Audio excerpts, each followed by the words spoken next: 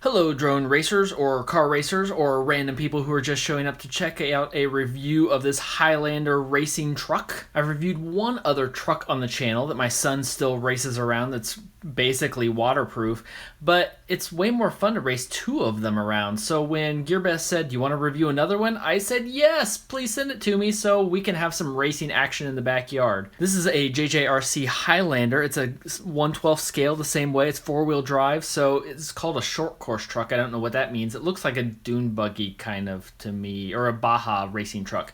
Anyway, we're going to take this out, put it through its paces, see how it compares with the other one. This one's a lot cheaper than the other one we reviewed. There's going to be a link up in the corner. That was an awesome truck that we could drive through puddles. Can't do that with this one, but for racing around the backyard, I think it should be fun. Let's find out. I don't know whether I'd call the packaging on this clever or crappy, one or the other. The spare tire, which goes on here, it's no big deal. It's a fake spare. Actually, it might be a real spare tire. I don't know that we'll ever need it. We'll go on the back here. It looks like there's just a nut to release there. Battery is connected here. Just clip a zip tie. Has a Dean's connector and a balance port. That's good. The radio's just kind of sitting here. But you know what? It actually looks like it was made. You can't see the foam there. But it was actually made to fit there. And it's kind of clever. It made the box a whole lot smaller. Radio is very simple, but it's 2.4 gigahertz, and it comes with a charger. Just a very simple, at least it is US based, and with a balance plug on it. The car here looks good. There's some nice zip ties and a clear, at first I thought this was already scratched and torn up, but it's not. There's a clear protector on here to take off to see how that goes. And underneath, there's a manual, with some spare gears even. I wonder if you can have some different ratios, we'll see. And then Allen wrenches and a manual. So I'm gonna look through the manual, get the battery on the charger so we can actually test it outside, which is what this thing really needs. So the battery is a 1500 milliamp 2S battery, 20C. I don't know if that'll be enough, but it fits in a little pocket here and has a little cover that slides over and in to secure it down. And it looks like there is extra room. This one you could fit a bigger battery in there. Fit a LiPo. These are, I don't remember the name of these cells, but there are two cells in here instead of a LiPo. But if you want to put a LiPo on here, you would be able to and get some different sizes, which is good for me. So I got the back tire on here and got everything connected. The battery's in place, ready to connect. Like I said, there's a lot of room for a bigger battery in there. It does make it a little hard to get this clip with the tire on there, but it looks cool, so I'm going to keep that. So we're going to do a first test here. Just plug in the battery. Is there a switch? I probably should have checked the manual to see if there was a switch. I don't see a switch. So yes, there's a switch right in here, right behind the driver's head. So I'll flip that on and flip the radio on. There we go. I actually flipped it off and not on. So do we have wheels? We do. We have four-wheel drive. And let's see how it goes. Wow, that thing's fast. Holy cow. It doesn't seem to have any problem at all with my hills and my grass. Whoa. Almost. Like I said, Gearbest sent this to me, but for, I think it's $65. I did not expect it to be this fast for that price. Or, man, that thing is quick.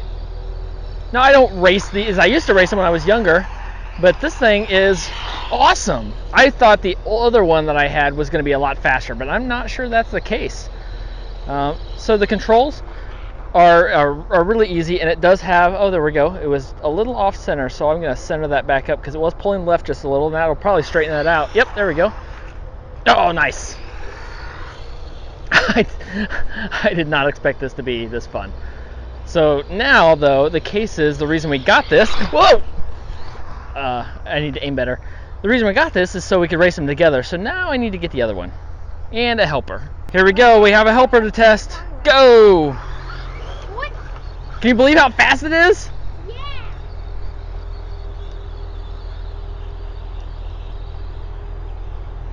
Is it going to be like a race around?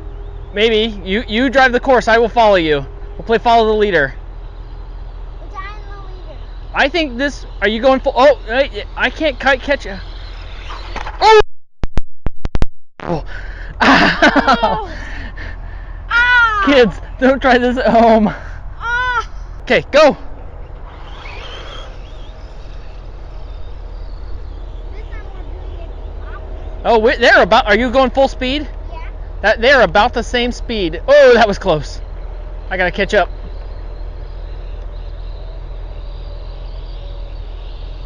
Yeah, they are really close to the same speed.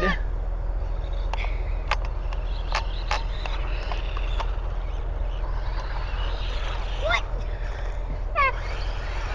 And fast. Oh, now we're both upside down. And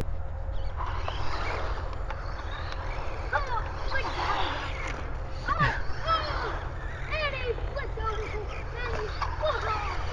Oh, and he flipped over. Oh, I got you. Yeah, it's definitely way better with two of them, isn't it? Yeah. So that one is not waterproof, so you cannot drive it into the pond. Oh, you might be out of batteries. I drove that one a little bit longer. But that was a pretty good battery run. Yeah. Is that awesome? Yeah. Having two of them is cool. And they are about the same speed. It stopped again. So that's good, because one of the problems with the orange one is it will run until the batteries are way too low of voltage. It'll let those completely run down. It doesn't cut itself off. So if that one does cut itself off, I think the batteries on the orange one won't last as long as the one on the blue one. So for $65 though, this thing's killer. I did some checking, and both of these are $65-ish, rounding right now, and they're both on sale. There's a link down below where you can find either one of them on that page, and then individual links if you just want to get one or the other. This is the one that we were driving through the pond and through the water, and it is still working just fine. You're not technically supposed to do any of that, but we've done a lot of it, and it's still going fine. Your mileage may vary. So which one would I pick? Well, this one is fun to be able to drive through ponds and mud puddles and those kind of things, but I think this one is a little bit faster and has a further suspension travel, so this one doesn't go quite as far.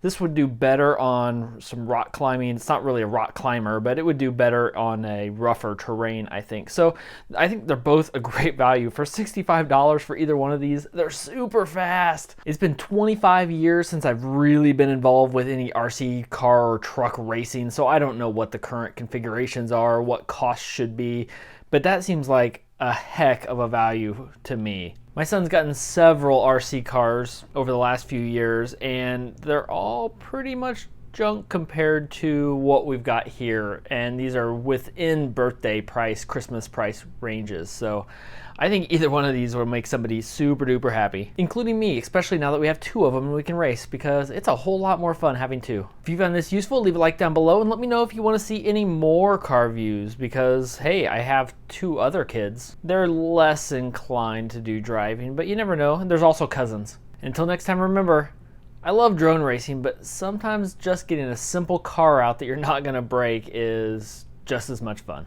occasionally.